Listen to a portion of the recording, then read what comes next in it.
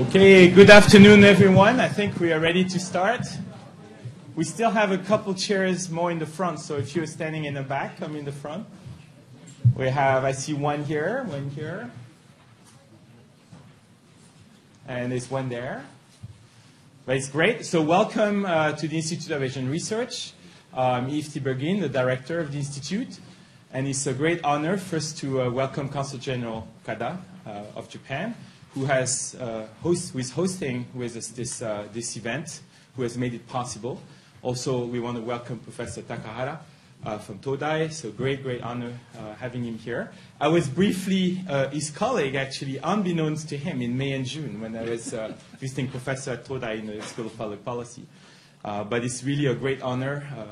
Professor Takahara is a very well-known scholar of Chinese politics, very well-known to many of us for many, many years. So I won't say much more, just wanted to extend warm greetings. This is an exciting event, and I'll hand over to Ambassador Caron, who was ambassador. He's our very special ambassador because he was ambassador at the same time, I mean, different time, but one after the other in Japan, in China, and in India. So a very rare treasure, and we're glad to have him here to spend the time with us. So I'll turn over to you, Ambassador Caron. Very good. Merci, Yves.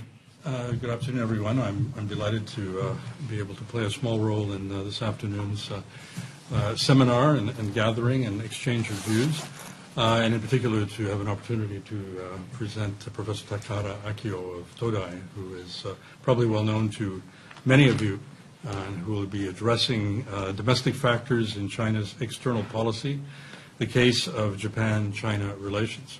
As Yves mentioned, I had the honor of serving in China from 2001 to 2005, and then in Japan, 2005 to 2008.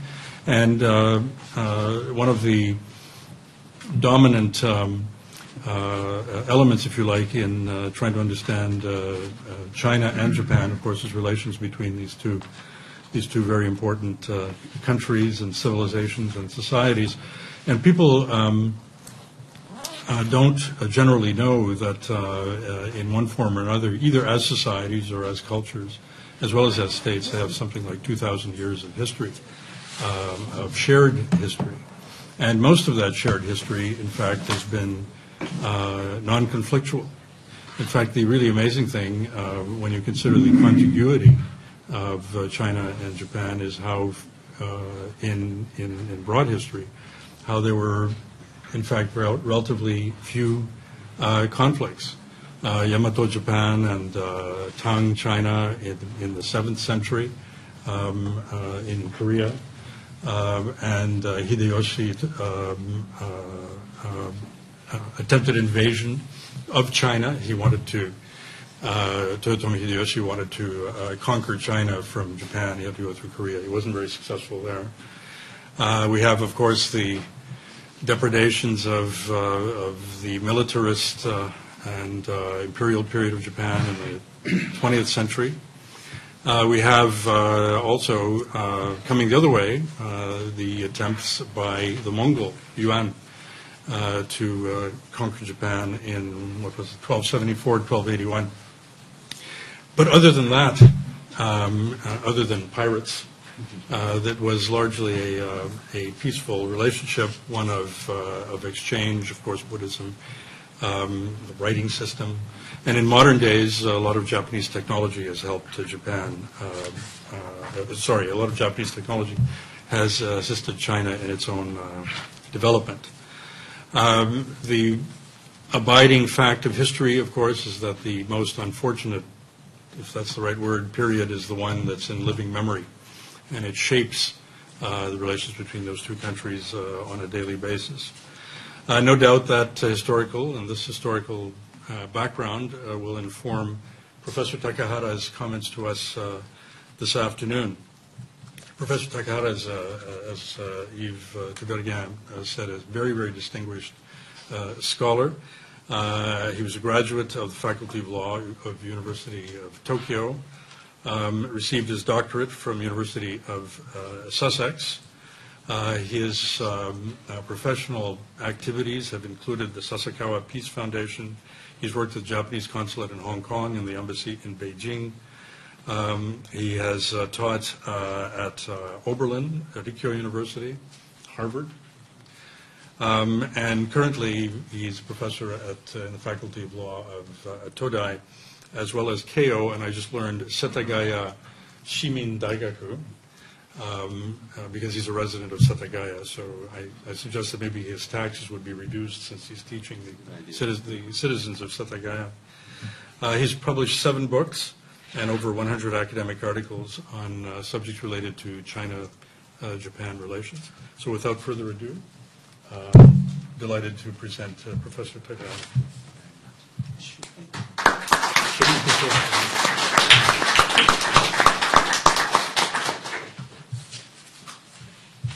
Ambassador Karen, thank you very much for your very kind introduction, and my thanks is also extended to Ip Sensei, the Institute of Asian Research at the University of British Columbia. Thank you so much for providing me with this great opportunity. I find it a great honor to be able to stand here and speak to you today on domestic factors in China's external policy. Now, some people are wondering why there is this row between Japan and China now, when economic interdependence is growing between our nations day by day. So why isn't the economics helping the political row, the political aspect of our relationship? So let me begin by talking about the economic exchange that we're having at the moment. Now, in September 2012, when the Japanese government announced its purchasing of 5 major islands in the Senkakus, the Chinese side reacted in a very extensive way, let's put it that way. The Chinese government approved of demonstrations which were partly mobilized for sure, and part of the demonstrations became very violent, as you can see in the photos over here. The damage was quite extensive. It amounted to, an estimate is roughly 10 billion Japanese yen. And some government officials on the Chinese side expressed their understandings to the boycott of Japanese products, which was the voice coming from the society. And the tourist groups' visits to Japan was halted. And it's only recently that a small number of group tourists are coming back to Japan. Individual tourism is rife, but the group tourists have been halted by verbal orders from the Chinese government. Let's see some figures. The trade between the two nations is still low. In the first half of this year, trade between Japan and China was down by 10.8% compared to the same period the previous year. And the sales of cars have suffered the most. And government procurements, the Chinese government's procurements of Japanese goods had stopped almost completely. And it's very recently that I've heard from my friends in JETRO that some procurements have resumed, but they're still very, very limited.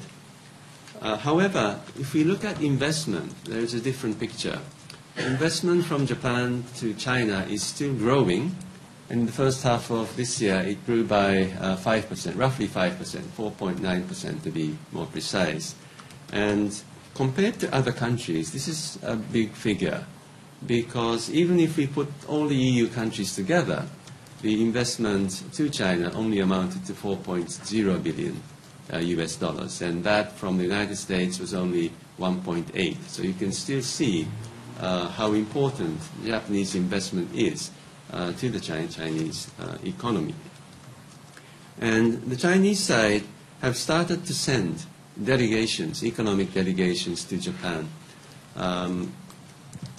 Many big businesses, including CITIC or SANY, were amongst the members of this big business delegation that came to Japan in September. And the localities have started to send their delegations into Japan once again. The big provinces haven't come back, except for Guangdong. Guangdong province sent their big delegation last month, and we hope that this trend will continue from now. But they are very afraid that once they're seen that they are sending these delegations to Japan, they may get criticisms from the netizens. So it was only the small cities that were sending delegations to Japan first. But gradually there is this comeback. And the localities in China, as you know, are suffering greatly from the economic conditions nowadays. And they need the investment coming from Japan to prop up their economic growth, which they very much need to provide all the employment opportunities and increase their government revenue. But about the China risk, there are different views in Japan. And it tends to be the case that the businesses or the business people working inside China tend to think that the risks are exaggerated in the Japanese media, and China is still fine. It's okay. It's going to grow at this pace for some time to come. And when we see the businesses which tend to be more sanguine, they tend to target the China market rather than targeting the overseas markets. And the people in the headquarters in Tokyo or Osaka are more concerned that the risks, the China risks are substantial and China is heading for trouble. But to sum up, I think there is a general Japanese view on the Chinese economic situation. The general agreement is something like this. It should be okay for the time being. However, if they didn't conduct any reforms, substantial reforms into their economic system, then there will be no future. So the optimism comes from the fact that there is still ample room for growth. For example, urbanization, there is much hope there. And the fiscal or the financial risks that are often talked about in the Japanese and the Western media are still not that large yet. However, the pessimistic ideas come from the fact that, the population boom, the population bonus is already over. And therefore, if the Chinese do not succeed in enhancing total productivity growth through innovation or through systemic reforms, then there will be great trouble. And if they couldn't solve the problems such as corruption or abuse of power, income gaps, pollution, and so on and so forth, society will become more unstable. So, in fact, when we compare these Japanese views of the views that exist in China about their future, we find that the reformist views in China are very similar to the general views that are held in Japan. More widely, what about China's future, China as a whole? All right, so China will be all right for the time being, but for how long? And how big is the risk? There is a division inside Japan, how they see these big questions. And the optimists, there are optimists who tend to be economists and the business people living in China. But there is a substantial number of pessimists who tend to be some economists who think that implementing reform in China is not easy, and the headquarters in Tokyo, and the political scientists such as me, who tend to be more on the pessimistic side of things. These are the views that exist in Japan. But what about China? What is going on? And what are the concerns that we should be focusing on? I find very substantial disagreements amongst the leadership in Beijing in the past few years. Well, they have been there for some time, but in the past few years they've been surfacing and being quite conspicuous. For example, I think many of you are familiar with the debate in China over the China model. Is there such a thing as a China model? Many Chinese people got very confident, especially after 2008, when there was the Lehman Brothers shock in the United States and the world financial crisis erupted, originated in the United States. And many Chinese were pointing their fingers at the United States and saying that the days of the American model, the Washington Consensus, is over. And now the Chinese era has come. The China model is the model of development for the world. But there were, and there are other people, more cool-headed, I should say, who say that no, we shouldn't be so arrogant so soon, at least. because macroeconomically, yes, China's development has been phenomenal, but if you look inside what's going on in society, then there are so many very serious issues, and therefore we should not be so arrogant, and we should not be advocating the China model. And this debate actually relates to the very serious disagreement over economic reform, because if you say that there is a China model, it means that the Chinese system is working very well. You know, the Chinese people's living standards are getting better, higher, day by day. The international status of China has never been higher ever since the eruption of the Opium War in 1840. So what's wrong? This is fine. We shouldn't change. We should stay course. That argument sort of prevents the implementation of substantial reforms in the economic system. However, increasingly, there are many economists in particular, both inside and outside the country, that without privatization, liberalization, and reforms in the distributional system, then China will be in deep trouble sooner rather than later.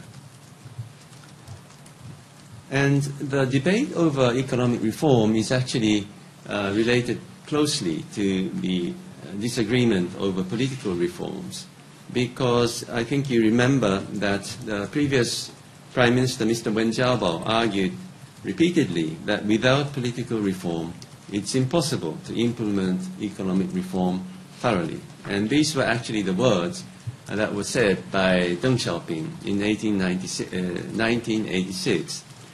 The meanings are the same, because if you wanted to implement economic reform, you will receive very powerful opposition from vested interests in the system. So first you have to get rid of the vested interests through political reform. Otherwise, there's no way that you can implement economic reforms thoroughly. However, very naturally, perhaps, there is strong opposition against any substantial political reform. And that was uttered most clearly a couple of years ago by Mr. Wu Bangwo, who used to be the #2 person in the Chinese Communist Party. He used to be the chairman of the National People's Congress. And he said in March 2 years ago that if you shake our basic system, including the one-party rule system and public ownership, then we shall fall into the abyss of civil war. They're very powerful words that shocked many China watchers outside China, but it shows the seriousness of the leadership, how serious they look at the current situation. And this disagreement over politics relates to a very interesting dispute over universal values. There's such a thing as universal values, and the conventional position of the Chinese Communist Party ever since Deng Xiaoping has been, yes, human rights are universal values, and we will implement them, but not so soon, because we are a developing country. We cannot implement all the human rights at once, but please wait. One day we will make them come true. And therefore they have already signed the UN Convention of Human Rights, both A and B. However, since 2008, I should say, the debate has surfaced over the universal values, because some people have increased their voice saying that there are no such thing as universal values. There are only Western values. And the Western people are calling them universal values so that they can impose them on us. And this is destroying our Chinese values. So it's not good for China. We should resist the concept itself. We shouldn't use the concept, universal values. And when we look at what's happening in China now, some of you who are keenly watching the developments in China nowadays, you realize that this latter voice, that is to deny the existence of universal values, have the upper hand in the Chinese media now. I should say that the major voice in the propaganda department, a very powerful office in the Chinese Communist Party that looks over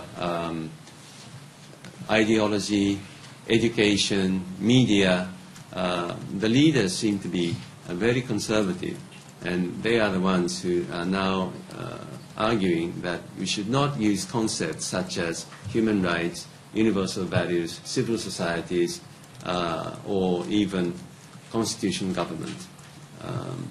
So that's what's happening now.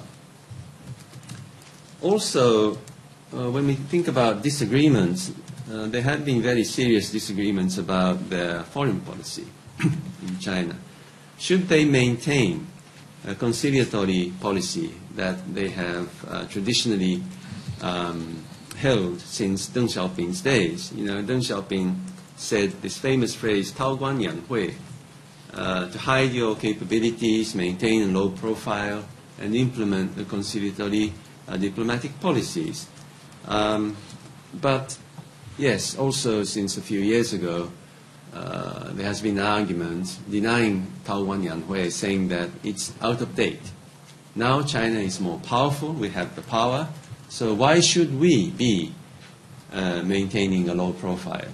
It's time that we should be more assertive and more effectively defending our interests overseas. And China's interests overseas are developing because of this rapid growth in the Chinese economy.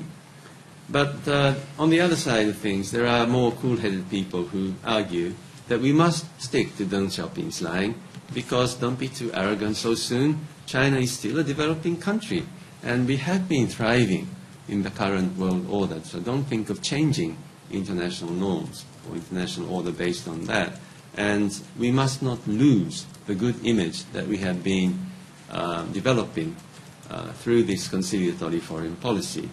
And that reminds us that also since 2008, 2009, there's been a great change in the Chinese media. Because before, there were no aggressive or bellicose language appeared in the Chinese media. But as many of you would know, a lot of the PLA officers or ex-PLA officers or other people have published so many very aggressive articles in the Chinese media. And in the days of the internet, they get carried through very easily.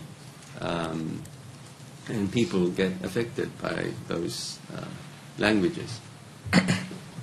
So when I look at all these debates, I think I can group these arguments into two camps. And the tug of war between two camps is intensifying, I should say, almost day by day. On the one hand, there are the reformists who tend to be internationalists and who tend to be moderates when it comes to disputes or conflicts with other countries. And on the other hand, there are the conservatives, and the more conservative, the more left you are, you tend to be more nationalistic or even chauvinistic. And those people tend to take a hardline approach towards international disagreements. So there is this linkage between debates on domestic issues and debates over external policy. That's what I find very interesting and important. For example, the former Secretary General of the Party Political and Legal Commission, you know, a very powerful commission which oversees the police, the legal courts, the prosecutor's office, and also the secret police. He once wrote a couple of years ago in the context of discussing how to control society.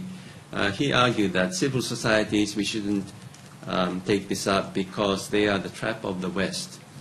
You know, how to manage, how to control society is a very important issue for the Chinese Communist Party now.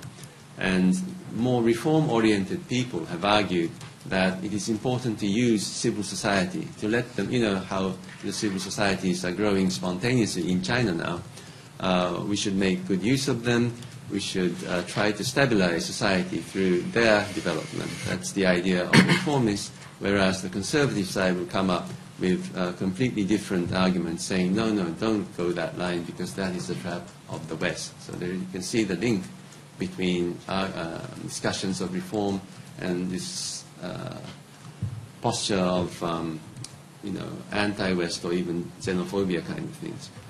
And the photo comes from the demonstrations, the anti-demonstrations last year, September, and it was quite visible that some demonstrators were carrying the image of Chairman Mao. And we see a notable affinity between neo-Maoism and chauvinist or even xenophobia. So Chairman Mao is not only a symbol of leftist ideology, Maoist ideology, but also of a very nationalistic, very powerful China, which can stand up against the West or stand up against Japan. Right? So on this understanding of what's going on in domestic politics and the divisions that exist inside the Chinese Communist Party, let's take a look at the maritime problems that China has with its neighbors now. Very quickly, what's going on in the South China Sea. We were very much surprised in March 2009 by the harassing of the U.S. naval ship Impeccable. And friction with Vietnam and the Philippines is intensifying, particularly with the Philippines in recent months. And the countries involved, China and the Southeast Asian nations, have been discussing the code of conduct for years, over 10 years, but they still haven't come to an agreement. And you know about the disagreement over the 9 dotted lines. This is the map of the South China Sea published in China, and there are these 9 pink dotted lines that only exist in maps published in China, and they signify the line and the Chinese inside which the Chinese argue that they have sovereign rights. But this is very problematic for the internationalists in China. They have a big headache over these 9 dotted lines because the United Nations Convention on the Law of the Seas, UNCLOS, clearly states that the coastal countries have 200 nautical miles of exclusive economic zones. And China has signed this. China is part of the United Nations Conventions on the Law of the Sea. But then the 200 miles from the coast of Vietnam or the Philippines or Malaysia overlap with the inside of the 9 dotted lines. So, China is violating, actually, international law if it's going to insist that it has sovereign rights inside the 9 dotted lines. So what are they going to do with the 9 dotted lines? Are they going to throw it away, throw the lines away? This is not possible, considering the high nationalistic temperature that exists in China at the moment. No one can even say those things in public at the moment. And this is the East China Sea. You see the sea is there in between Japan, Korea, and China. And the Senkakus are here. I'm not going to bore you with the details about the disagreement, but the basic point is the Japanese are saying that no one owned the islands in 1895, so we annexed them. And the Chinese are saying that no, they used to belong to the Qin dynasty, and therefore it was Japan that stole the islands from us. And the second disagreement is about whether the islands were included in the Shimonoseki Treaty, or the Maguantiaoye in Chinese, which was signed at the end of the Sino-Japanese War, 1894-1895. The Japanese say, no, the islands were not included in the treaty. The Chinese say, yes, it was included in the treaty in the form of Taiwan and all the islands affiliated to Taiwan. So the argument of the Chinese is that Senkakus were and are islands affiliated to Taiwan, so it was included in the Shimonoseki Treaty. The Japanese side says, no, it's not included in the affiliated islands to Taiwan. But the fact is, the Chinese didn't protest at all about Japanese effective control over the islands for the next 76 years. So it was only in 1971, December, that the People's Republic of China first officially claimed sovereignty over the islands. A few months later than the Republic of Korea. whose government is in Taipei, announced the same. All right. The reason why they did that at that time was because of oil.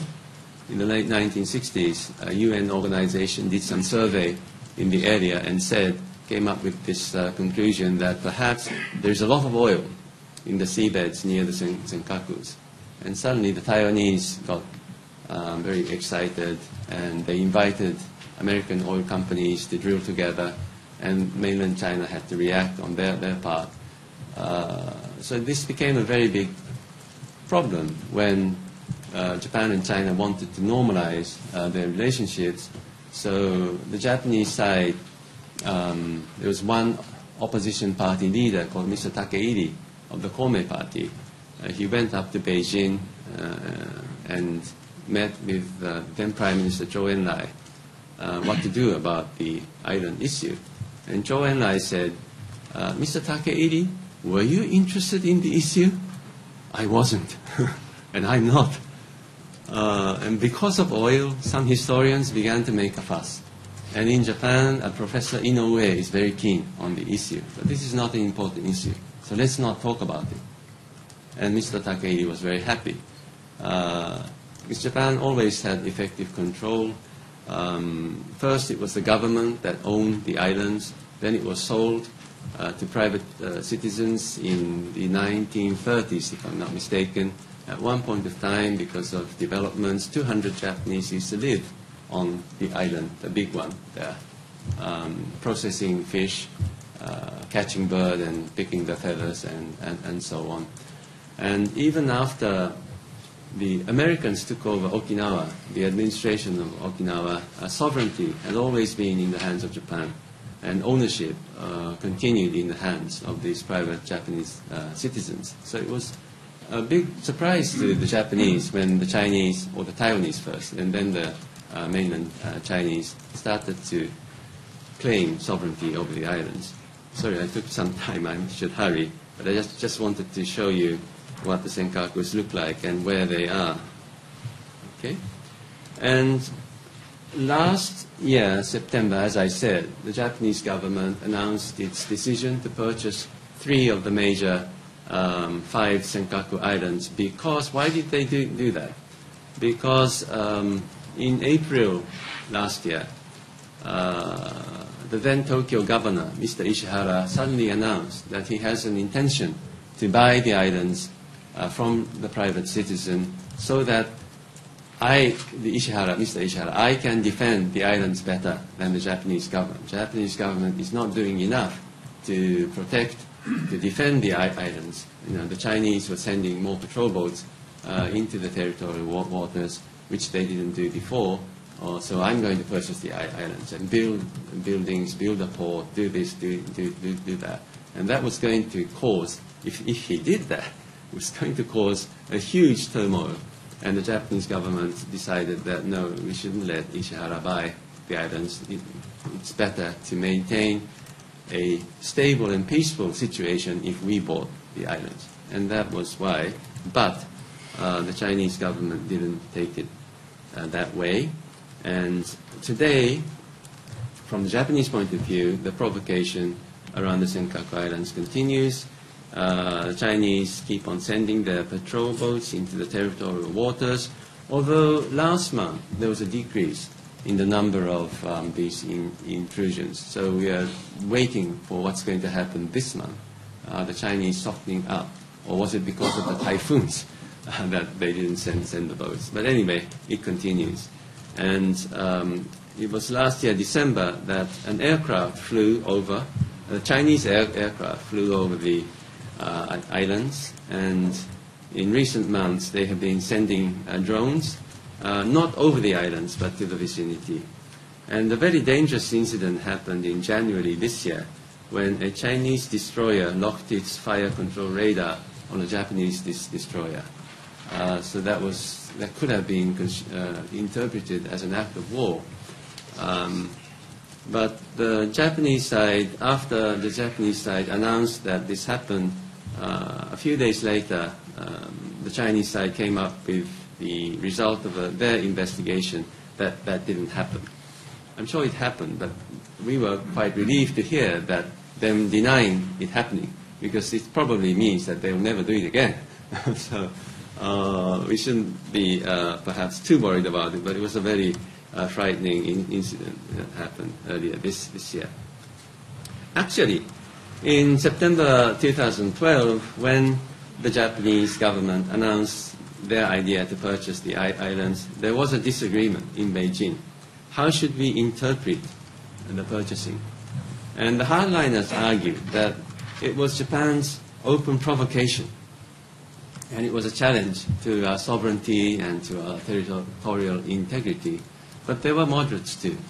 There were moderates in the Foreign Department, also amongst researchers in the Chinese Academy of Social Sciences, and also among generals in the PLA, who argued that Japan's act was to cool things down, to prevent Ishihara from buying the islands.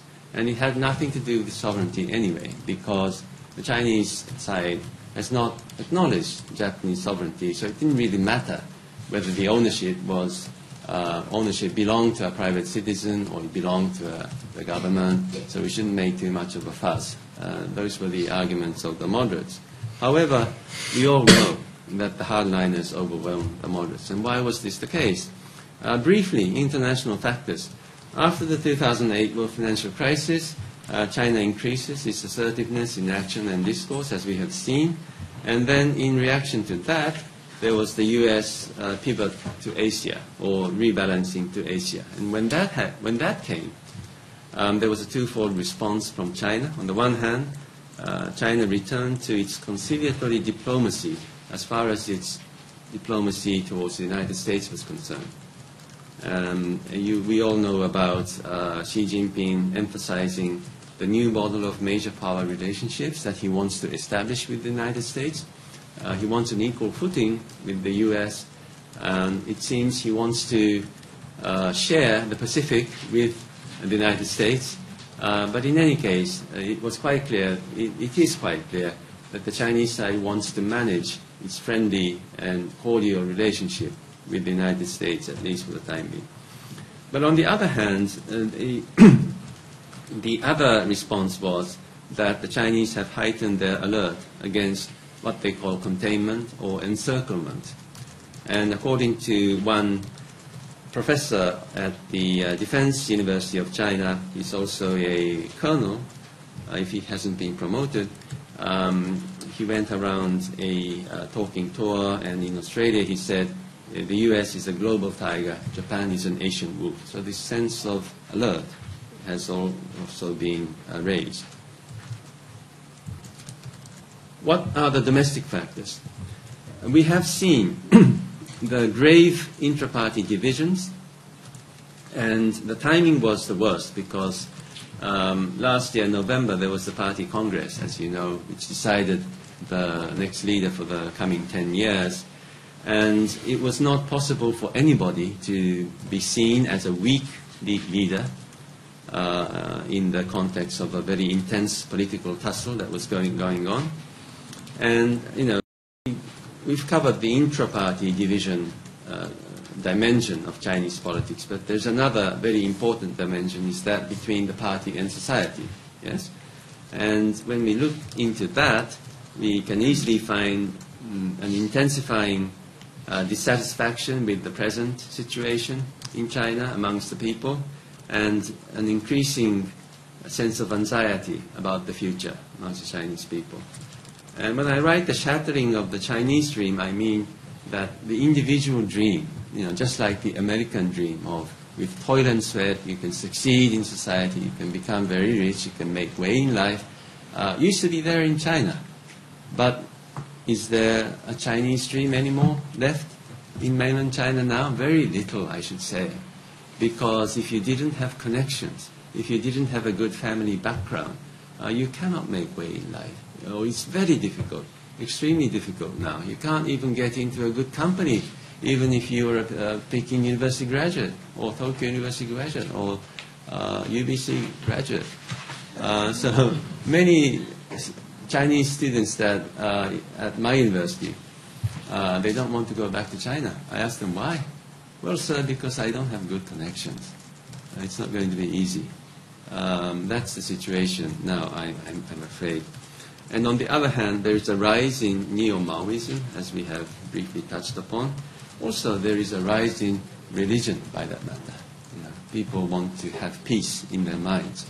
So if you go to a bookshop in China, you'll see two kinds of books that have increased their volume of publication.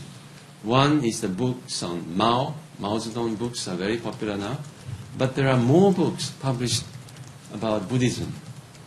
So this is China now, in 2013.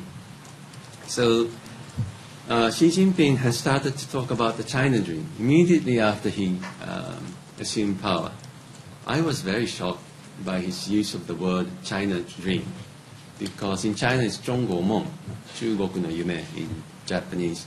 This was the title of a book published in 2012, was it 2010, sorry, early 2010, by the professor who said US is a global tiger, Japan is an Asian wolf. And the book is a very chauvinistic book. It says China must develop its military might to become the champion of the world. That's the content of the book entitled China Dream, 中国夢. And Xi Jinping used exactly those same words to describe how he wanted to activate these nationalistic sentiments or patriotic sentiments amongst the people. So it's not the Chinese dream in the individual sense, although now the propaganda department is trying very hard to tell to the world that no, it's not a China dream, it's a Chinese dream. But I would rather translate 中国夢 as the China dream, because it is about the dream of a nation, dream of a state, and telling the people that maybe your individual dream cannot come true, but don't worry, identify yourself with the state, and you'll be very happy, because the state will become the champion of the world. That's the message, I think. But what should be done then? My first point would be we should understand that the handling of the Senkaku issue actually, in fact, directly impacts on China's future course. Why? Because if Japan conceded under the physical pressure that we are getting now from China, that would mean rewarding an attempt to change the status quo by physical force. So once Japan concedes, China most likely will resort to physical force on other contending issues, not only in the South China Sea, but on other contending issues in any area with the outside world. And also, if Japan conceded under physical pressure, it would be the hardliners, the chauvinists, and the conservatives who would be singing in triumph. And those who were against those measures, the moderates, the internationalists, and reformists, would be marginalized even further. Of course, this is not good for us, but I would say it's very bad for China, because China needs reforms. China should go in that direction. What should be done about the crisis that we're facing now? It's the short-term solution. I think both Japan and China cannot retreat from their position that the territory is indisputably theirs. China also says that the Diaoyu Dao are indisputably theirs. You read the white paper of Diaoyu Dao that was published last September, and in the first paragraph you find the words indisputable, that the islands are theirs. So we can only agree to disagree on the very basic sovereignty issue. We've been doing that for the past 42 years. So we should continue with that, but we should reaffirm understanding that we can only agree to disagree on this point. On this basis, but we have to find some sort of a win-win solution, because for the Chinese government to retreat from what they're doing now, they need to save their face. And if it's not a win-win solution, they will never take it up. And therefore, and now that the Chinese are trying to pressure the Japanese into accepting that there is a territorial problem, and the Japanese will never accept that there is a territorial problem, what is the compromise? The Japanese side, has proposed that we can say it is a diplomatic problem. But the Chinese will not be able to agree to that, because they've been saying it is a territorial problem. They cannot accept a diplomatic problem in its stead. So we can only say How about saying that we have a problem? Well, it could be anything, but somebody has to think of a win-win arrangement. Otherwise, we cannot overcome this immediate crisis that we're having. And on these bases, China should or must stop sending the vessel. It's very dangerous. If there's an accident, the situation could escalate very, very badly. They could lead to hostilities. And Japan should continue with its self-restraint. You know, Japan could have built anything on the islands if they wanted to. And at one point in time, a small heliport was constructed in the late 1970s for surveying purposes.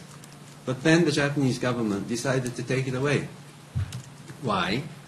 According to the foreign minister at that time, in question and answer time in Parliament, said, you know, the Chinese side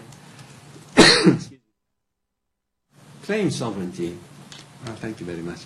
Has claimed sovereignty over the islands. They have their face.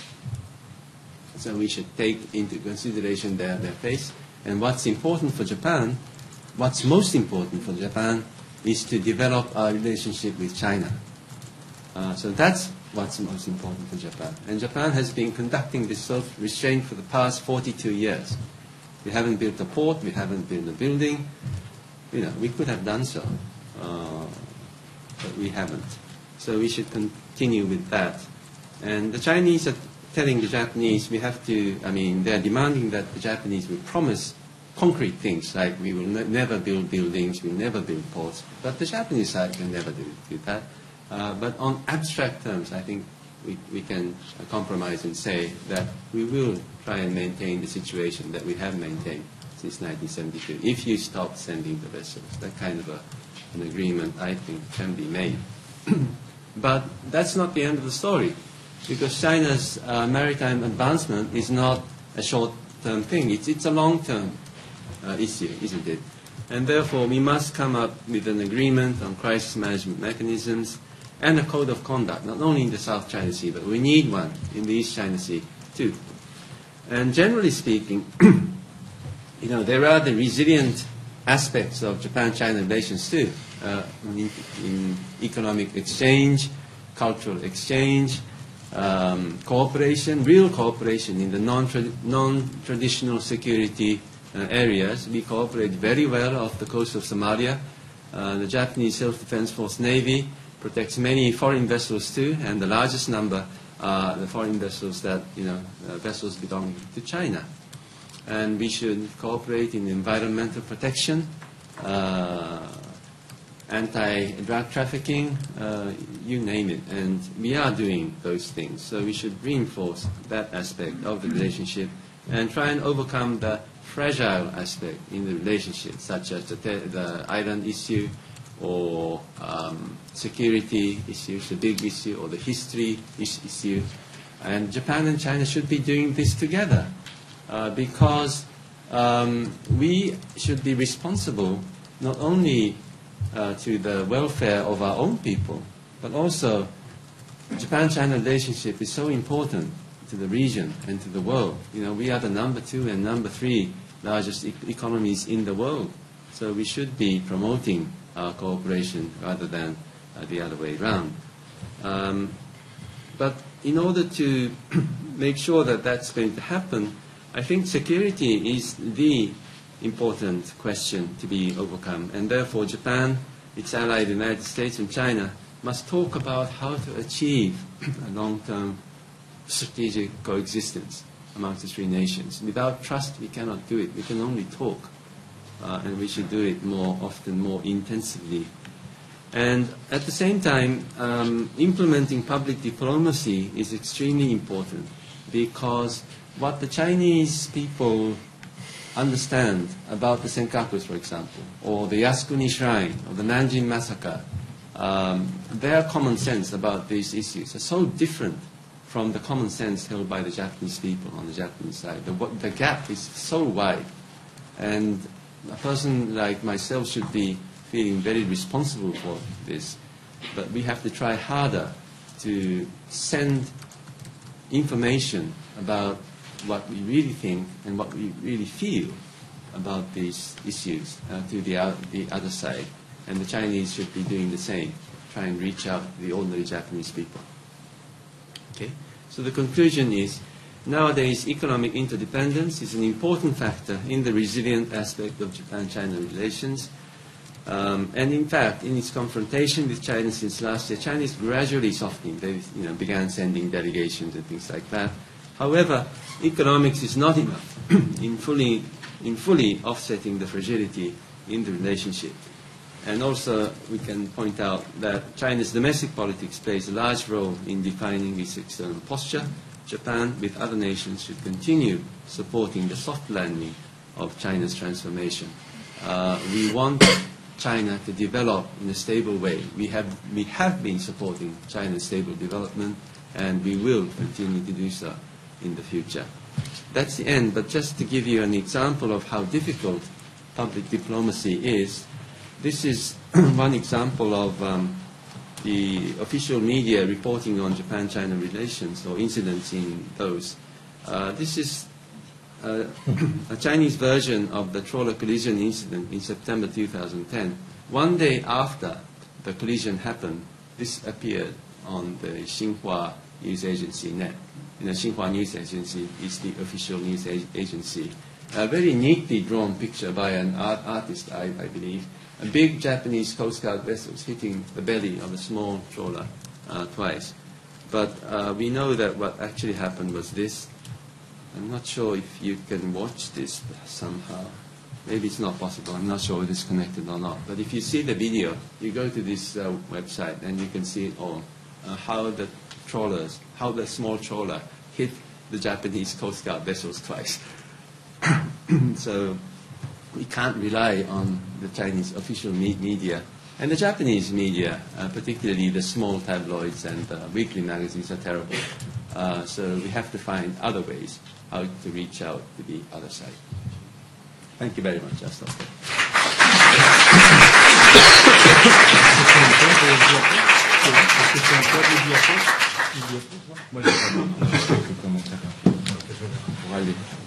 Thank you very much, Professor Takahara. That was masterly.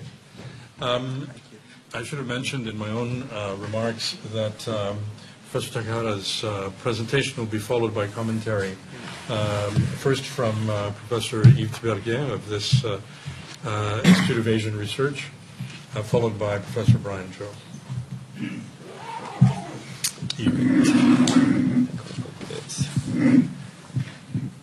Thank you. Does it work? Yeah.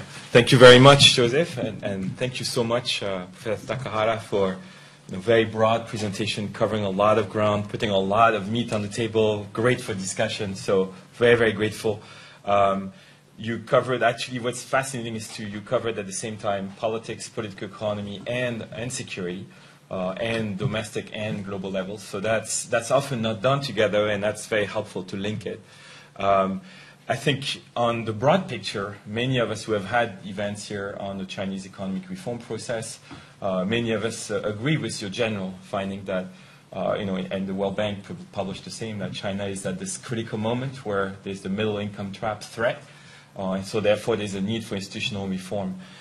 So at this level, and the diversity of views within China, there is general agreement among the community of scholars here.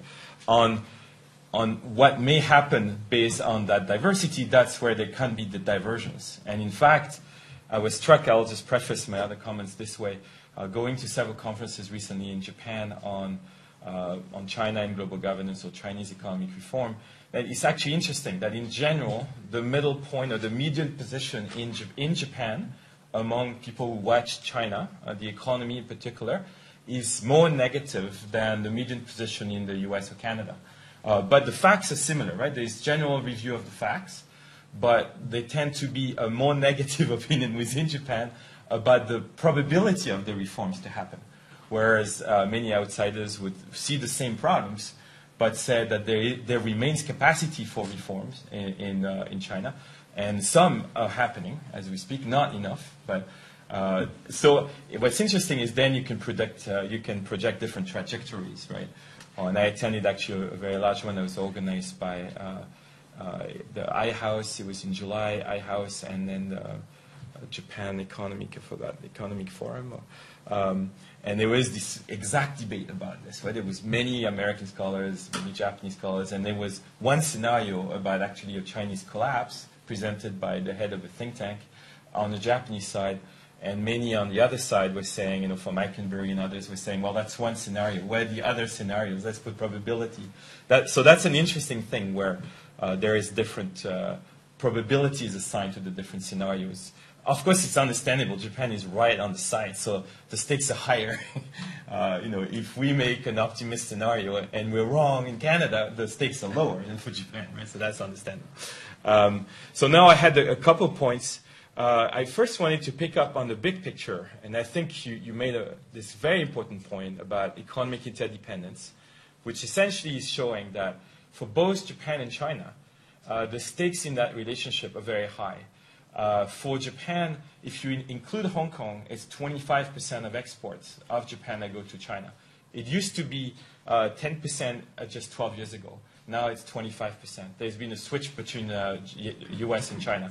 For China, it's 10% of exports that go, but Japan plays a huge role in the production chain in China.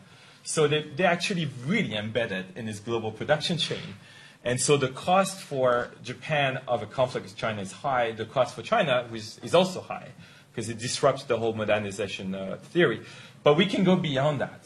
In fact, when we look at the future of the global economic system, the future of global finance, the discussion at the G20, or global climate change, the relationship between Japan and China is critical.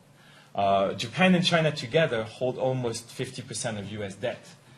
They have almost similar weight, right? If they come together and say, oh, let's actually have a message to the US on the management of its budget, as they nearly did just before we hit that deadline when we were hitting the bankruptcy moment on the last month, they actually communicated the same message at the same time, but without coordination, right? Japan and China, as the two biggest creditors.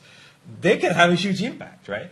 On global environment, they can have huge impact. If they pull forces where they converge on actually preferences toward finance, the deep preferences, if you talk to some people in Japan, like Sakakibara-san, you'll find a lot of convergence actually in fundamental interests, right?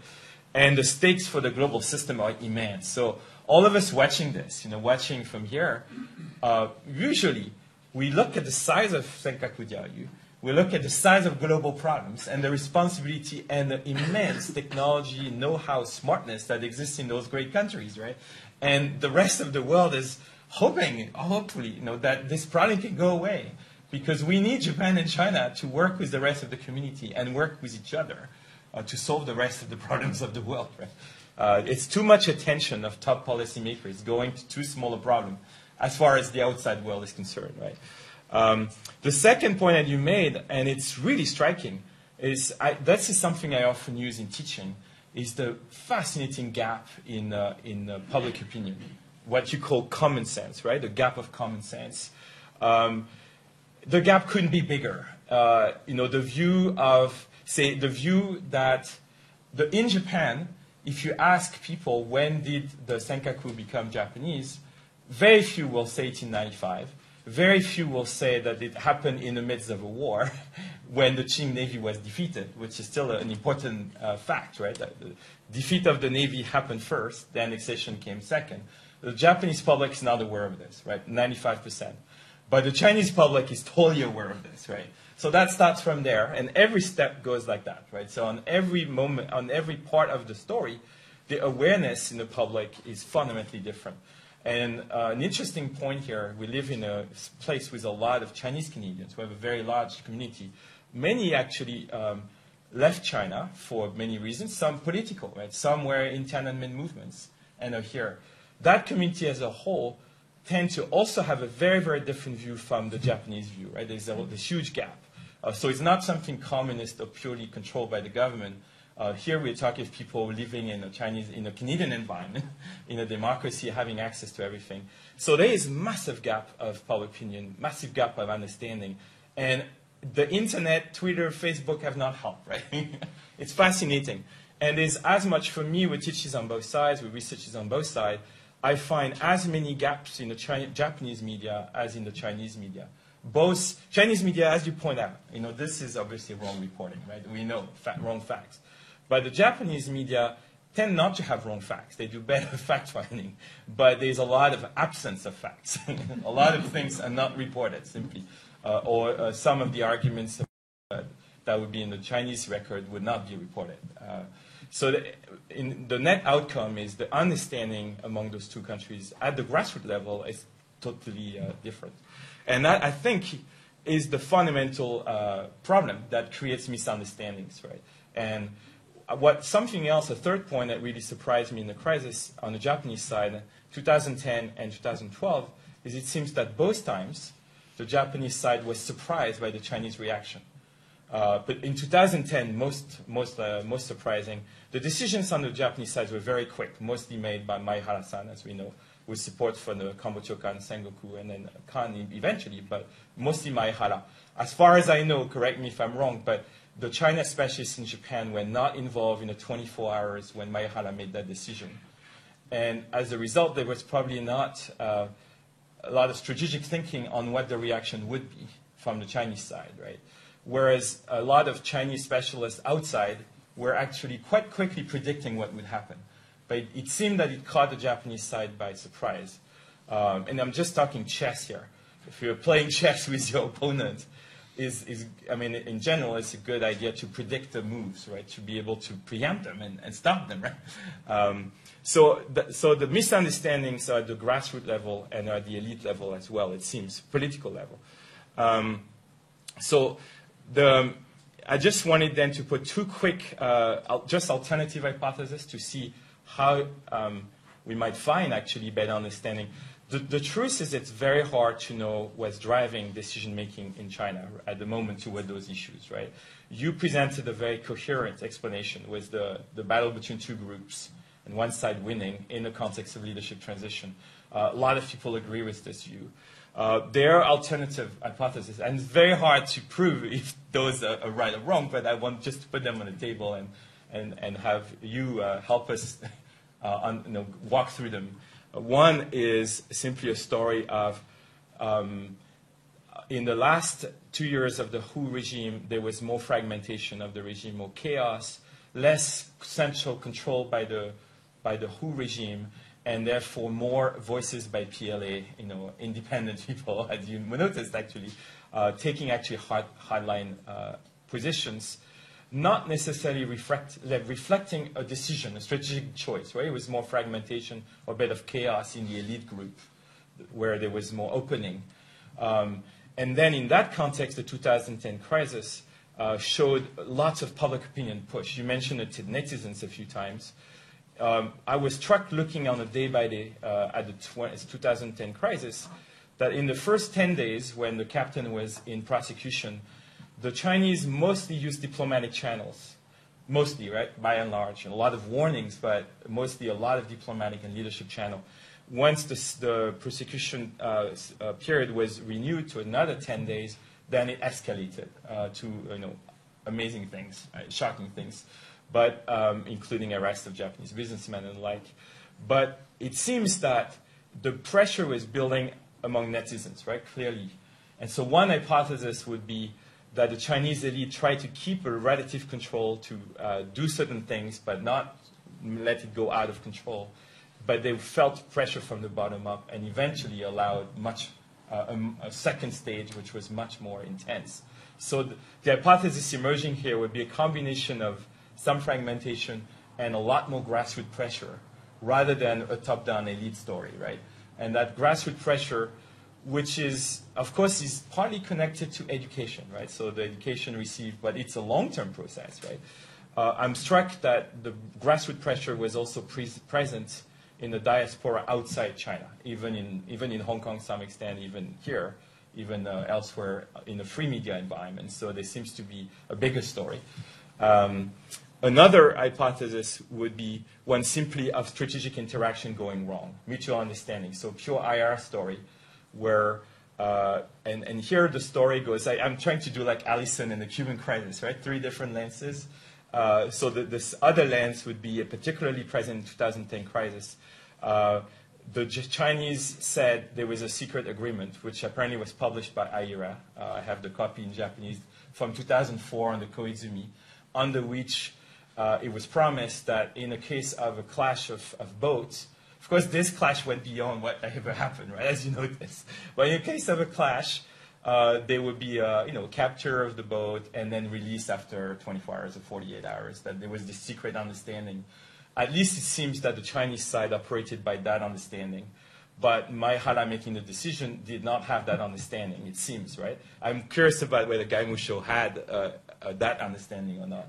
So the story would then go by like that, would say, well, there is, on the Japanese side, an outrageous event. So there's arrest on the ground. On the Chinese side, understanding that the 2004 agreement would kick in, therefore they'd be released after a few days. The release doesn't happen. The captain is moved to domestic prosecution. This is unprecedented, hasn't happened before. Then the Chinese feels that the Japanese have broken the status quo. The Japanese feel, however, that the event was unusual. So the Chinese captain did break the status quo to start with, but they mutually misunderstand each other, right? And that story would be one of strategic interaction going wrong, with mutual understanding and escalation out of control. The same story can be said in 2012. The Chinese side always cites the fact that Hu Jintao warned the prime minister at the APEC summit on September 9, and that the nationalization of the purchase happened a few days later. But for the Japanese side, everything had been pre-briefed before, right, with the Wajiagu and all this. So it's a minor issue. The Chinese side sees it as a major issue. So there's misunderstanding, right? A strategic interaction with wrong calculation on both sides and wrong understanding of the facts, which then escalates. The argument there would be that the relationship is not totally set in a way. It's partly an interactive process that depends on actions on the ground, the fog of war, the actions of agents like that drunk Chinese captain, right, which caught people by surprise, or the actions of the activists who on August 15, 2012 landed on the islands, the Chinese one, then followed by Japanese ones. That threw things out of control in a way. What the diplomats were negotiating was harder when you had those activists on the ground. So that the idea then would be to try to move it back to a more controlled strategic interaction, and that it can be saved if there is a willing process. So those are two alternatives, one about the public opinion push, one about pure strategic interaction. So I'd love to hear your thoughts. To conclude, one issue that many people have emphasized is that the deep networks among politicians in Japan that were important in building relations with China, such as, Kato Koichi, or before that, a whole bunch of others, even, starting with Tanaka Kakue and people connected to this, even Ozawa to some extent, that those deep networks, Komeito is another part, right, have actually weakened, and that there used to be very deep channels at the political level between Chinese leaders and Japanese leaders. Today we operate in an environment where if you are a Japanese politician and you have close China ties, you're not going to get elected, or you'll be in trouble. So that we have less connections. We have a few left, but less. We have maybe Komura, we have maybe Komeito to some extent. Is that a factor, right? And how can it be rebuilt in some ways, if that's the fact? And the same goes the other way, right? I think, as you mentioned, the pro-Japan group, in a way, is weaker in the current leadership in China. A final point is you argued actually that finding a compromise now on the Senkaku with China would weaken the moderates. An opposite argument has been made, right, by some, that finding a quiet solution, that is a compromise close to what you described, actually, we're getting close with what you described, the language, right, would actually remove this problem, which then would re-empower moderates. Because as long as there is a fight with Japan, as long as the drones are flying and the Prime Minister of Japan say, we'll shoot them down, and then the Chinese come back and say, that's an act of war, then the moderates cannot function, right? That environment is toxic to moderates. So no matter what, to empower moderates, you have to remove that. And indeed, the ships have to go away, the airplanes have to go away. And for that to happen, it seems what here on the Chinese side, all it takes is, they fixated on this, is that the nationalization broke the status quo. Even though they understand the Ishihara story, it still broke the status quo, they feel. So they're looking for a symbolic step, which could be just wording, as you said, right? to bring back the status quo. and then essentially bring it back into forgettingness, right? I mean, this story should get forgotten. We should go back to the status quo ante in many ways and focus on the real big issues, right? But it's all about crafting that compromise. As you said, a win-win to remove it from my own thoughts. You know, I raised it in Tokyo sometime. Is how about essentially denationalizing by transferring the islands to a foundation, a Japanese foundation. You know, a bit like what was done with Kung Fu Women. So you remove it technically from the books of the state, but you hand over to a state-controlled Japanese independent foundation. Maybe that would actually go a long way to give face, as you described, and then remove it from being such a, I mean, no matter what, I think diplomats have to work hard to find a way to diffuse it. No one wants the war, right? No one wants that conflict. No one wants the ships to be that close. So we have to find a way for the ships to go away with that win-win little compromise, right? But thank you so much for amazing stimulation here. Thank you, Professor Tiberi. Everyone, please remind me never to play chess with Eden. And now, Professor Brian Jobe. Thank you very much, and thank you, Professor, for your remarks, and Joseph for chairing. And I always function in the wake, if you will, of Yves Tiberghien. It's a good place to be. I guess one of my first comments would be that to an outside observer, the notion that having to resolve the issue of the East China Sea islands is somehow the key to resolving the larger issues between Japan and China as two of the world's major powers doesn't seem to compute. And I don't argue with what's being said about where the positions are. I do tend to think that the notion of agreeing to disagree is clearly the response. I don't have solutions to that. As a scholar of international security, what one needs to see, and one hopes is perhaps even a first step, is the building of what are usually called maritime confidence building relationships that have to do then with consolidation of things like hotlines and crisis prevention and accident prevention protocols. And there may even be some room for those to develop on areas in the maritime environment between Japan and China, with, for instance, with regard to search and rescue, with regard to environmental issues and so on. And so there may be an avenue to be explored that approaches this from a non-traditional security angle, if you will, and then proceeds to a more military, if you will, set of agreements. But I'll leave my comments on the islands there. I would raise, I think, three questions for our discussion, and looking, I think, to things that might be on all of our minds in asking Professor to respond. The first, I think, would be, and it may be unfair, and you can tell me that, your talk was very much described as links between debates in China on reforms and foreign policy and on the determination of China's external policy.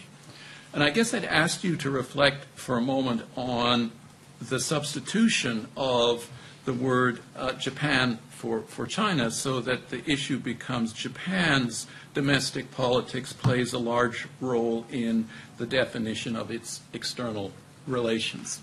And in that context, ask you please to speculate a little about the role of pragmatists and conservatives in Japan, the role of uncontrolled netizens in Japan. And in particular, if I might ask you to reflect on the current Prime Minister's role in this current situation, more broadly than simply on the East China Sea islands. But much of our attention in North America is devoted to Prime Minister Abe, and we see him as a leader who has a substantially firm domestic position, if you will, much firmer than previous prime ministers, and look to see how he could use his domestic base, if you will, to achieve results on a variety of foreign policies. So that's the first of these. The second, if you will, refers to cool politics and warm economics.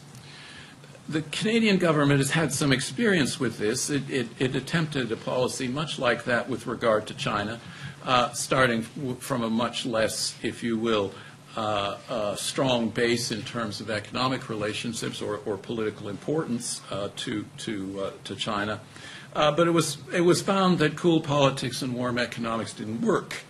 And so one of the questions I would ask you, I think, is as I look to your presentation of Japan's perspective that the Chinese economy is I would say I would characterize you as saying it is at best tentative as to where it's going to go. Is the answer then on the Japanese side to just wait because we can't decide? Or is the answer to take some proactive measure, or is there some proactive measure? Because I think it comes down to the question of, can we see economic recovery in Japan without continued economic growth in China? If the answer to that question is yes, it poses, I think, some very interesting, I'll use that phrase, issues for Japan and the plotting, if you will, of its economic foreign policies. My last question has to do with speculation on the role of the U.S. in the regional and the global context, and this has to do, in some ways, actually, with my last question, because it is difficult to see continuation, if you will, of both Japan and China having the advantage of a growing U.S. economy to, if you will, create domestic positive results internally. And if one, that's a controversial statement, perhaps, but if one takes that as a statement that the U.S. economy is not going to be the engine that propels China or Japan in the future or in the near-term future, then the question again becomes, what is the role of the U.S. and what are the consequences for Japan on the economic side? And this raises issues, for instance, of the viability of something like the TPP, the Trans-Pacific Partnership. Is that a viable strategy if it's seen as, in fact, creating a barrier between Japan and China on economic terms? One also leaves open the issue of security, and I think you hinted at that in your comments. And here I see Japan having a bit of a dilemma, which is that the U.S. looks to Japan to, shall we say, pick up more of the regional component of the relationship, but at the same time, in doing so, one can assume that it clearly causes concerns in Beijing that the Japanese are less, if you will, happy to see raised, and so you have I think a bit of a dilemma. I'll put it as a dilemma. You may see it as a solution, but a bit of a dilemma as to how Japan is able to position itself to what is a new and evolving role of the U.S. On the security dimension in Asia. And as I said, I'll pose these questions, and I anticipate, thank you, your answers, but also the audience. Thank you. Very good. Thank you, Brian. We're going to now turn to the audience, but before we do so, listening to our three, our opening speaker, of course, and then the commentary, we've covered, recent history, the mutual dependence of Japan and China, economic and otherwise, issues related to the domestic political situation, both countries, U.S. dimension, et cetera. I'm a former public servant, and there's a number of my colleagues in the room as well who've experienced life, if you like, within the government institutions. And one issue that wasn't raised, and I'm just going to throw it out, and I'm not asking any commentary, but I think that has to be part of this. China's economic power has obviously been translated into military power, political influence, and so forth. And this gets expressed within government institutions, within government departments. And there's an institutional drive that has not been mentioned, but which all of us who've worked in these milieus are familiar with, whereby when, whether it's defense ministries or foreign ministries or financial institutions within government have more funding, more people, the debates that they have as to what their priorities are going to be, what the expectations are, become actors in their own right. In other words, if we're going to seriously fund the Ministry of Defense, then where are our yuan or our dollars going, and how is the country obtaining a benefit from these types of financial allocations? Is the Minister of Finance going to allocate power between domestic departments and departments that have, or ministries that have an international role? And certainly spending time in China 10 years ago, the kind of power that is now exercised by the military, by the ministry, by the authorities within the Central Committee on the military front didn't exist 10 years ago, 12 years ago. It certainly exists now. And so that creates engines, if you like, that add on to or benefit from the public opinion as expressed through social media and what have you. So I just didn't want, as a former bureaucrat, I just felt it was necessary to flag that as well. So we're going to now open for commentary and especially questions. And Kerry has a mic, so we are being broadcast online. So we would ask you to use the microphone as you pose your questions.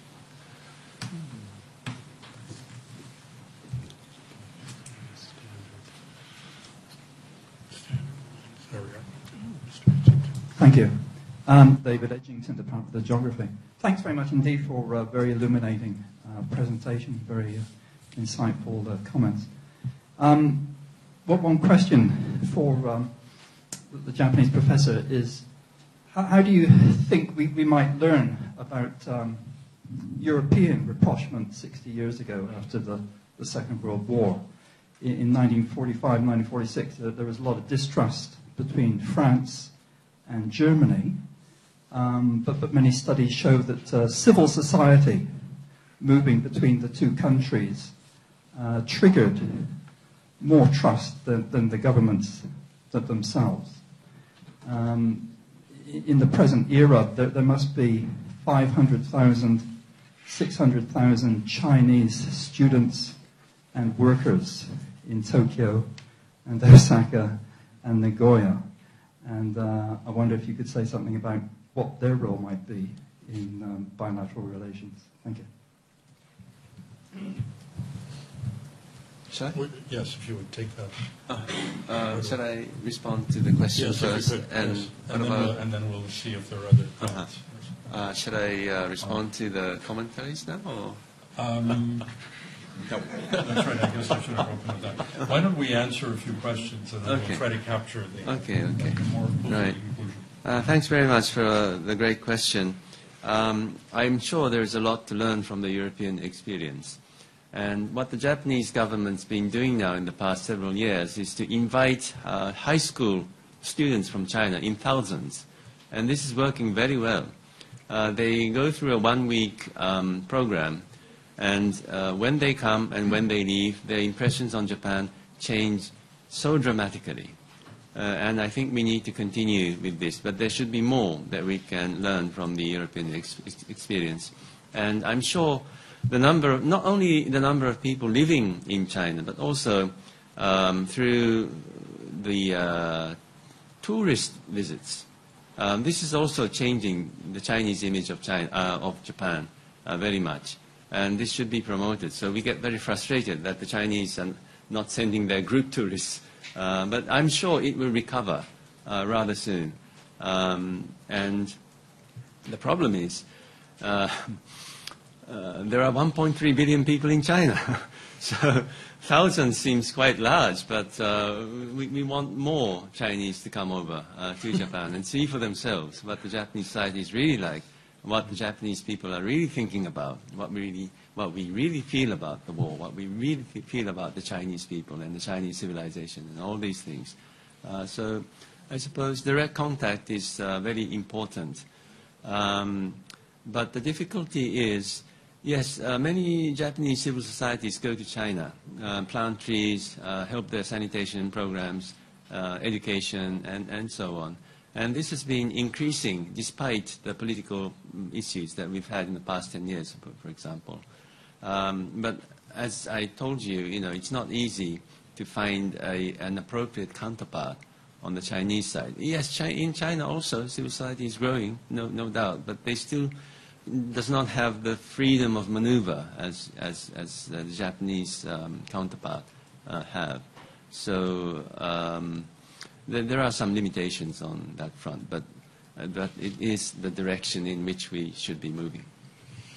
We're going to use the last 10 minutes for the three of you to draw some general conclusions. But do either of you have also a view on the European experience? Or we should focus. Let's take questions. Just to Take respond to questions. this? Okay, well then we'll go to the next question. I believe you had.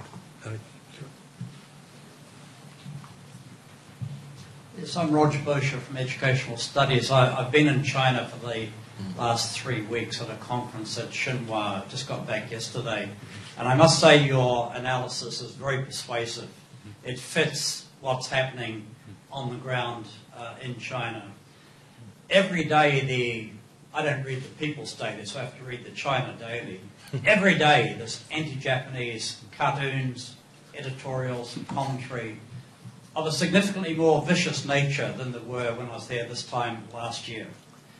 You go to the bookstores on Wang Fujing Street, and here's Ross Terrell's Mao biography, reprinted in great numbers, along with many, I think I own every book that was ever written about Mao Zedong, but now I realise there's another 100 that I didn't know about.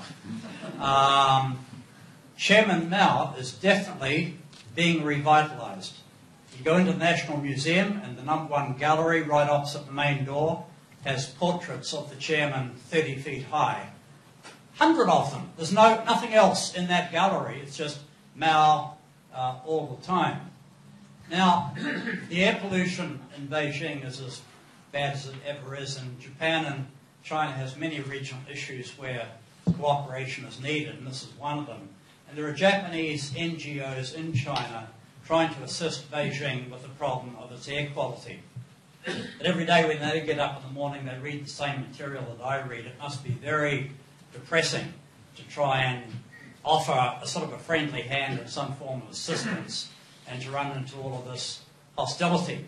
However, at the same time, could I ask you, from the point of view of the Japanese, would it be possible to have your leaders stop visiting the shrine once a year and upsetting the Chinese, who always complain that you haven't apologised for the war, and when the apologies have been given, they're not sincere, and this lack of sincerity is indicated by the continuing visit to the shrine? That's my first question.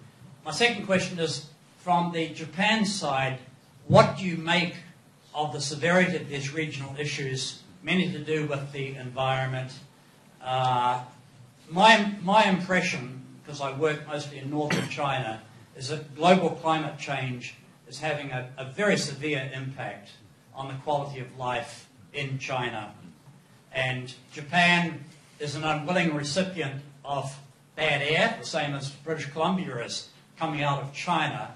And I do agree with you that it's in all of our interests, not just Japan, but also Canada, to ensure that China can get a soft landing and that the sort of globalists or the internationalists kind of prevail against what's going on now. Because with Xi Jinping's statement in April about the 7 Western evils, and with this meeting that's coming up next week, of the plenum on November the 9th, it's not looking all that good. Thanks for a great comments and question. The question was about the Yasukuni Shrine. Because of the propaganda that's coming out, we do get the impression that our prime ministers are visiting Yasukuni every year, which is not the case, so please be assured. The last time was 2006, because Prime Minister Koizumi made it a rule to himself that he would visit the shrine every once a year. And that's what he was doing since 2001. And at the first visit, he did issue a statement explaining why he was visiting the shrine. But from the second year, he didn't do that anymore. And I thought that wasn't helpful because the Yasukuni Shrine issue itself is a very complicated one, even to a Japanese. So it would be almost impossible for foreigners to understand. And the symbolic power of Prime Minister's visit is so large that certainly it's going to create misunderstandings. But whoever is interested, if you look into the first year statement issued by the Prime Minister's office in the name of Mr. Koizumi, it describes clearly he doesn't mean to praise war or the war, the so-called A-class war criminals, but he goes there to comfort all those souls who sacrifice their lives in the war, in the battlefield, and he goes there for peace, to promise that there shall never be a war waged by the Japanese again. But I wish he had continued saying those things each time. If he wants to go, I don't think he should go. I mean, any prime minister should go because it will create grave misunderstandings. But if he or she is going, he or she must try extremely hard to express why she goes. Otherwise, misunderstanding is inevitable, and the symbolic power is so big. So, but Mr. Abe, the current prime minister, my gut feeling is that he will not go during his premiership. He did go before he became prime minister, but he's been rather realistic after he assumed power, and I think he will continue not going. Or in his words, he's not saying whether he's going or not going. So we don't know whether he went or not, but most likely he hasn't been, and he will not go while he is Prime Minister. Violet, do you want to comment on this? Next question then. Yes. You're next. In one of your long-term solutions to the problem, you mentioned that the Japanese government should reach out to the common Chinese and implement public diplomacy. My question is how? Given the current status of Chinese media and education system, how are you going to reach these particular group of, not particular group of people, these group of people? What are the approaches you're going to take? I need ideas from you. I don't have so many good ideas, but as I said, we can invite more people over, and we can go over to China and speak directly to the Chinese people. Yesterday, not only today, yesterday I was in Montreal. I had a seminar at Concordia University, and there were Chinese students coming and listening, raised very good questions. Afterwards, I had a good discussion with them. And then after, exchanging views, then we can understand each other much better. But these are very micro scale ways, so it would be difficult to change the minds of 1.3 billion people in one wave of a wand. That's not happening. So we shouldn't be too optimistic, or we shouldn't expect too much through these micro efforts. But I can't think of any good way. That one point is we should make good use of the social media. Social media can work in both ways. It can do a lot of damage, but at the same time, we shouldn't be overwhelmed by that possibility and try harder to express our views in the Chinese language so that it will be easier for the Chinese people to read. I've been called upon to go on Chinese television. When I have the time, I will do so. So, you know, there are risks involved, but we have to take them up because now the situation is so bad, you know, there's so much misunderstanding. And it's, I find it a big pity that this emotional, problems are stemming from just misunderstanding. So we should sit down, the academics, confirm the facts, you know, one by one, what happened in 1895, 1972, 1978, and then we can understand better why the other side interprets certain facts in a certain way. So academics should be doing that.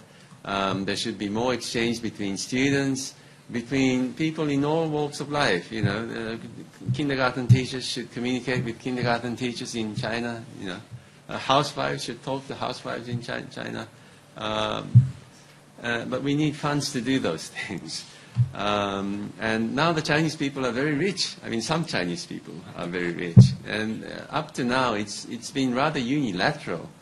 Always it's the Japanese side that provides the funds to conduct these exchange programs. But from now on, we should be cooperating better.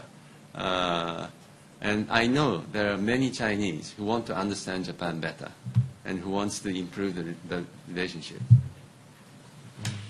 Any comments? A quick point on this. I totally agree, right? This is the hope, in a sense, to have people. Well, firstly, so the academic leaders and the universities have a big responsibility. Also, maybe putting groups of students together from the different countries and work on the issues also and engage. But it seems that, for example, in the Korea-Japan case, there have been a group of historians put together, also a group of political scientists, right? I don't know if you know, I don't know all the inside, but what I've been told is that the historical group hasn't progressed very well. The political group has done a little better. I know Kobayashi Yoshiaki, with whom I worked, was involved. It seems that even that is very, very hard, right? And it seems that, from what I've heard, that on both sides, right, that the constraints are high. In Japan, you know, when Kato Koichi denounced the Prime Minister Go in Yasukuni, his house was burned. And then it was not very well criticized initially, you know, that the Prime Minister didn't go and saying this is an absolute scandal. The Uyoku has scared a lot of people, including academics that would want to be fully free in what they do. And the same happens in China, of course. We know the academics will have a hard time, right? Will be the higher one that are close to, you know, the regime will have a hard time being free. So I wonder how we can break that, right? There's a sense that the freedom of the academic freedom is not happening, right? In a sense, on both sides, because obviously the outcome would be a middle, most likely, right? Everywhere, that's the basic wisdom of life, right? That the truth is usually in the middle, but the middle is not possible at the moment for either side. Can I just briefly comment on that? Academic freedom in Japan exists 100%. Don't worry about that. I've never been threatened, or even if I was threatened, I don't think I'll change what I'm saying. Depends on the threat, perhaps. But the fact is, I don't know anybody, any Japanese academic who's shut their mouths up on Japan-China relations. But I'm afraid on the Chinese side, everyone cannot speak out their true minds in China because of this tremendous social sanction that will come from the netizens. The netizens' power in Japan is much, much weaker compared to the netizens' power in China. But many academics that I've met in June, July in Japan have mentioned the Tanaka Hitoshi incident of June as something that has influenced them and scared them. So, see, that's one example. The Tanaka Hitoshi influenced them in what way? That they, and I'm talking of academics in top universities, that they told me they will change their research and they will not speak out on the foreign policy issues at the moment. Really? Because they got scared by what happened to Tanaka Hitoshi. Really? Yes. Later, please tell me who they are. I mean, they're just groups with intense views, right? And they there is academic freedom, but there are groups in Japan with very intense views, right? And they go on Facebook and they have very intense views, right? Nationalist views. Yes.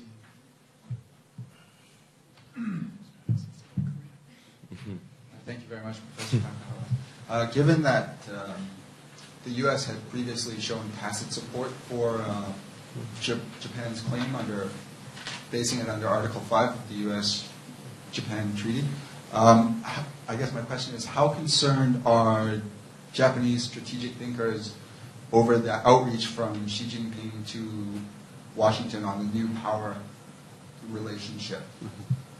What is the level of concern there, and what are they trying to do about it? Good question. I don't think we are too worried at this point of time. And it was very helpful when repeatedly after Secretary of State Mrs. Clinton clearly said that Article 5 will be applied to the Senkakus. And many politicians, even the Congress, have come up with resolutions to assure that that's going to be the case. Some people, a minority, but some people in China want war. So we have to be very careful. And the assurance that came from the United States, I think, has been very effective in deterring any adventurous activities that could be thought of on the part of the PLA.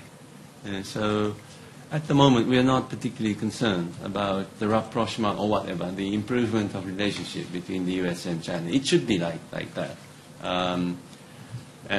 But whether Mr. Xi can succeed in managing the relationships on his terms or not, that's questionable. And if trust cannot be built between Beijing and Washington, then along with the rise in Chinese military might, certainly there is more need to do something to lower the pressure.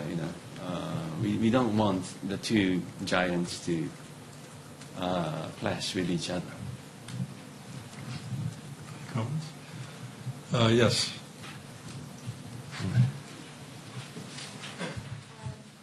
It's a pleasure to have the professor here, and I am a master's student of the Department of Political Science. And I would like to ask my question as this, that as we all know that the Taiwan, Japan, and China relationship is very subtle. And we can see that there is a significant increase of Japanese direct investment to Taiwan, especially this several years after the great tension between China and Japan. And I would like to want to share more about your opinion about the Taiwan's role playing between the Sino-Japan relationship. Thank you. Thank you. A lot of the investment from Japan goes to mainland China, but also to ASEAN and also to Taiwan, also to America for that matter. And as I said, Japanese investment into mainland China is increasing, but perhaps not at the pace that was happening in the past few years. And that's not because of the political issue, but rather, many institutions have done a survey around asking many Japanese firms, what are your concerns about your business in China? And the largest concern is the increase in wages. So that is by far the largest concern. And therefore, the shift from China to other parts of the world, particularly ASEAN, can be explained by this factor. Increase in investment in Taiwan, I don't have the figure in my head, so how does that compare to the investment to mainland China, I do not know. But as far as the triangular relationship is concerned, now Taiwan is trying to persuade many Japanese firms that we should get together because we know mainland China very well, and our relationship with mainland China is getting a lot better, and therefore, by getting together with us, you can feel safe.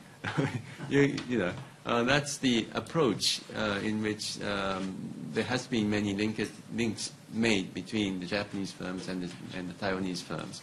But Chinese are preparing for the next presidential election, they're not sure if the KMT candidate, whoever that's going to be, is going to be the next president. And therefore, now they're all out campaigning on the united front, inviting many DPP politicians over to mainland China. Now, whether that's going to succeed or not, it's going to be an interesting question that we'll be watching very carefully. So we'll take one more question. And I think there was... Oh, yes, sorry. Professor Takahara, you laid out the two competing views of the world in China, the chauvinists versus the moderates. I was wondering if you could elaborate more on which groups of society hold these views. PLA primarily the chauvinists, or is it spread across society?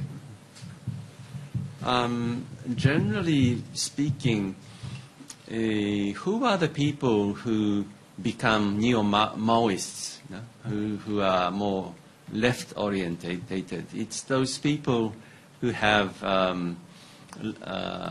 resentment about what's happening in society now, the income gap, the abuse of power on the part of the local cadres, the nepotism that is increasingly rife in China. So usually it is those who are not doing so well in society who tend to be more left and who tend to be more nationalistic. For example, in the demonstrations last year, it was said that although the demonstrations happened in many, many cities, it wasn't the local city residents that took part in the demonstrations, but rather it was the peasant migrants who had a lot of grievances. And they were just expressing their grievances, slashing out on Japanese cars, and so on. I feel that we need to do a good survey or investigation, as you know, to check whether this was the case or not. But a lot of the evidence suggests that that was the case. So within the PLA, there are both internationalists on the one hand and the more chauvinistic people on the other. So we cannot draw a very monolithic picture of a certain institution. Even in the foreign department, which tends to be more internationalistic and moderate, there are hardliners too. So it's a very mixed picture, I should say. Very good. I know, Professor Takahara, you wanted to respond to some of the comments from Professors Job and yes. Yan. So before we conclude, perhaps. Thank you very much. They're very insightful and extensive comments, so I cannot respond to all the points that were made, but let me see what I've written down here. Eve Sensei is pointing to certain hypotheses as to why we were not able to solve the conflict in a nice way, but rather the questions erupted. And I would say it's not only pressure from society, it's not only from misunderstandings between the two governments, both were there for sure, but also it's not the pressure only from the netizens or from the people, but from within the party, you know, and from within the PLA. There's this very powerful push to the hardline position, you know. And it's my view that that was the most important factor. You know, this argument by some in China that the loss of face of Hu Jintao by the remarks by it's rubbish, I would think. You know, and the very basic factor, if I may be able to repeat, is that China is increasing its capabilities, so they can do what they were not able to do before. That's the basic factor that dictates their maritime advancement. So these incidents, you know, these happen not only in the East China Sea, but they happen in the South China Sea too. So we should see it in the bigger context. Of course, we have to analyze what caused this particular incident, what caused that particular incident, but also we should understand the general trend of things and what are the factors that are causing this general trend of things. And your idea about Japan Foundation taking over is a very interesting one, and the Coast Guards would be most happy because now the Coast Guards must take care of the islands, and if they could leave the islands in the hands of other people, they'll be most happy. But I don't think the Chinese will be convinced that that's going to solve the thing, because the ownership transfer is nothing really. It's just an excuse that they just want to challenge the Japanese on this issue. So think of it. It's just a transfer of ownership from one person to another. And the Chinese people don't know that that was the case, because their image of the incident was that suddenly Japan nationalized these uninhabited islands, meaning they went and occupied this no man's territory or something like that. So when I explained to the Chinese students that no, that's not the case, they used to be owned by Japanese private citizens, and they get very surprised. But sir, those islands were uninhabited, right? Yes, but we can own uninhabited islands in Japan. Private people can own these islands, and it has been like that for ages, and they've been paying asset taxes for ages, But these facts are not understood by the Chinese side. So therefore, I would like to emphasize the importance of better communication and understanding between Japan and China. Professor Jobs, thank you so much. What was I going to say to your... yes. What is Japan going to do? Is Japan going to wait, or are we going to take more proactive measures? We've been quite open, or we've been trying to approach the Chinese. We've been trying to have dialogue on many fronts, not only at the prime ministerial level, but also on the academic level, on track 2. And, the Chinese are not forthcoming. They don't want to talk. So many these exchange programs or dialogues have been postponed or cancelled, and we find it very difficult. And the more we sort of actively approach to them, there are some people in China who interpret this as weakness on the part of Japan. So, we are puzzled. What should be the best approach that we should be taking without causing any misunderstanding on the part of China? Because from our point of view, promoting Japan-China relationship is of course good for Japan, but of course it's good for China, and it's good for the world. So they should cooperate with us, but they're not. That's the current situation. So I hope that they will open up, and there will be more forthcoming. In at least let's have a dialogue. Let's talk about it. But somehow this is the style in Chinese diplomacy. But whenever they're upset, they'll just shut the window, and they will not see the other side. I just hope that they will change this attitude. And one point that Ambassador Karen made, the influence, the institutional, the increase of certain institutions inside the government, I think that's very true. And also, not only inside the government, but also actors such as vested interest groups, or the energy sector, and the military, and the maritime law enforcement agencies. So both within and outside the government, there are more actors who have a bigger voice in the diplomatic decision-making. And this makes it very complicated. And we, on the Japanese side, must think of many different channels so that we can communicate correctly and effectively with the leadership in China. We are not sure if Mr. Xi Jinping is getting the correct information about Japan. So how can we send to him at the very top correct information about what Japan or the Japanese leadership is thinking, what the Japanese people are thinking? This is a very difficult issue now. Of course, we can say the same about Mr. Abe. Is Mr. Abe getting the correct information about China? Who is feeding the information about China to him? So it happens in both countries, but particularly in China, I am concerned. Very good. Do either of you have a final comment? No, thank you. Okay, very good. Well, obviously, we're very, very grateful, Professor Takahata, for your visiting Vancouver and UBC for 24 hours. Next time, we hope you'll at least double the time you're here. And of course, thank Professor Yves Thibault and Brian Job, and thank all of you. And I think There may be even a gift. Right, so as we're talking of Wow. thanks for you spending all the time with us and teaching us so much, we have a little gift that's very local. It's handmade by a local artist. It's made of cedar. You'll see it has Aboriginal art. And it's of course, it's also engraved with our institute's name. So you remember. Thank you very much. Thank you so much indeed. And it smells the woods from here. Yes.